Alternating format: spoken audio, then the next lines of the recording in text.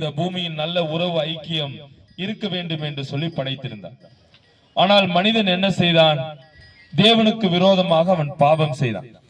அப்படி அவன் பாவம் செய்ததால் இந்த பூமிக்குரிய வாழ்வு ஒரு தற்காலிகமான வாழ்வாக மாறியது. தேவன் வைத்திருந்த இடத்திலிருந்து அவன் அனுப்பப்பட்டான். அப்ப அன்றிலிருந்து இந்நாள் வரைக்கும் இந்த பூமியில் வாழக்கூடிய வாழ்க்கை அது தற்காலிகமானது. ஏனென்றால் பாடலில் கூட நாம் அப்படித்தான் வாசிக்கிறோம். கட்டின வீடும் நிலம் பொருளும் கண்டிடும் உற்றார் உறவினர் யாவரும் மாயையாக இருக்கிறார்கள். அழகு மாயையானது. இந்த உலகத்தில் நாம் செய்யக்கூடிய எல்லாம் மாயையாக இருக்கிறது.